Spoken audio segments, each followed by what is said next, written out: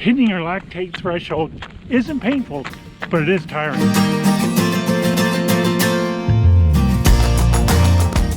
Hi, welcome to the Ageless Runner. I'm Ralph. Today I want to talk about lactate threshold, why it's important to you, and how you can improve it through interval training. Before we jump into it, if you're not a subscriber, I would love to have you along for the ride. Please hit that subscribe icon down in the corner anytime during this video. Thank you so much. You know, lactate often gets a bad name for itself, but lactate's not bad. Under certain conditions of running, it actually is part of the process to fuel your muscles, so lactate is important. But it's when we have excessive levels of lactate in our bloodstream, that's where we get to that mysterious lactate threshold. Before we get into that, we need to talk about two running states, and that's aerobic and anaerobic. When you're running aerobically, it means you're getting in enough oxygen that your body can burn all the glycogen it needs to fuel your run. It's converting that glycogen to glucose and other chemical processes that you can keep running. And you know you're running aerobically if your heart rate is below that 80% of your max heart rate, or like I'm doing now, you can carry on a conversation, you can make sentences. That means you're running aerobically. But let's say you decide, I'm gonna run really fast to that orange mailbox.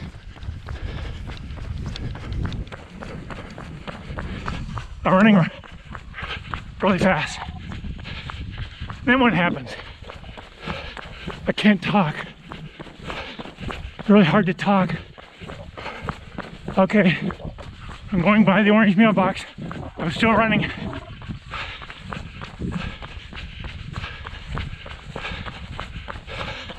No talk.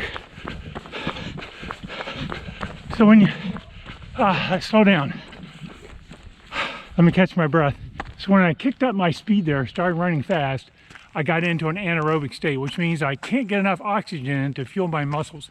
That's when a little chemical process called glycolysis kicks in, and our lactate levels start increasing. It makes some other byproducts to fuel our muscles, and that lactate is part of that muscle fueling process, which is why lactate is not a bad thing. We need it to fuel our muscles in that anaerobic state.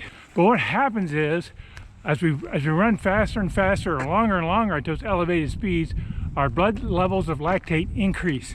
And what that results in is we get too much hydrogen ions in our muscles. And when that happens, our muscles don't contract as well. We get that burn feeling and we stop. We can't go any farther. And that point in time where those lactate levels shoot up and we get that burn and can't go any farther, that's your lactate threshold. And it can go into a lab somewhere and they can actually measure that for you if that's of interest. But just suffice it to say, we all have a lactate threshold, and the more fit you are, the higher that level is. I looked at one study of cyclists where they looked at like junior cyclists, an amateur cyclist, a professional, and a world class. And they measured lactate levels under a constant or standard amount of cycling or exercise. And as you would expect, the junior cyclists had the most lactate in their blood, and each increased level of proficiency had less lactate. The world-class athlete cyclists had much less lactate in their blood than the junior or the amateur or even the professional. So if we improve our fitness level, we can reduce the amount of lactate built up in our bloodstream. That'll reduce the amount of hydrogen ions that build up in our muscle. And before we know it, we can run longer. We can run faster before we get tired. Now, exercise in and of itself increases our lactate threshold. So if you're out and you're a runner, you already have probably a better lactate threshold than a non-runner or somebody who doesn't exercise. You've already improved lactate threshold just going out and running. But if you want to increase it even further, you need to kind of stretch your body. You need to do some other things. One is, of course, to run intervals. Now, you could go out and just run a mile really fast as you can, or you could break that up. For example, you could run a minute really fast and slow jog for 2 minutes, run 10 or 12 of those cycles, and you've got that mile under your belt at a faster pace. And that's kind of what intervals are all about, where we stress our body, run faster for a short period of time, take a rest break, a walking or a slow jog break, and repeat that so we can get more time in that anaerobic state. So I think intervals can be lumped into two categories. One I call formal intervals and one I call informal. By formal intervals, I mean you've got a plan where you're going to go out and say, run at a faster pace for 30 seconds, slow jog for a minute, and do that 8 to 10 times. Or you may decide, I'm going to sprint for 15 seconds and walk for a minute, and I'm going to do that 10 times. Or you may want to do it by distance. I'm going to my local high school track. I'm going to run really fast once around the track, and then walk once around the track slowly and do that 8 times. Now, the shorter your interval, the faster you can run. If you want to sprint for 15 seconds or 20 seconds, that's okay. Or you could decide, I'm going to run a little longer in my interval. I'm going to run a minute, but I'm going to run it at my 5K pace instead of out doing a long run at my marathon pace.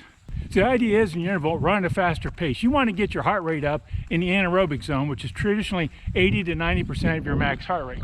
I like to do 30-second intervals. I think that's reasonable. I kick my pace up and do it for 30 seconds, then I'll slow jog for a minute. That kind of works for me. Now the idea though is, and I need to do this myself, is after you've been doing intervals for a while at 30 seconds, then maybe you want to start increasing that interval up to say 45 seconds. Increase that interval length and you spend more time in that anaerobic state.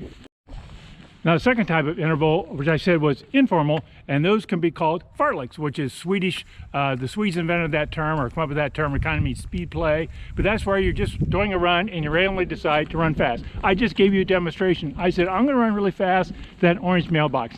That's an informal interval, and I did that. And then I slowed down and started running at a slower pace. So just working some of those informal intervals, maybe into a long run or mid-range run, is a great way to add some interval work without getting too formal about it, too rigid. Just add them now and then, and just increases your time in an anaerobic state. So my recommendation is twofold. One is make one of your short run days an interval day.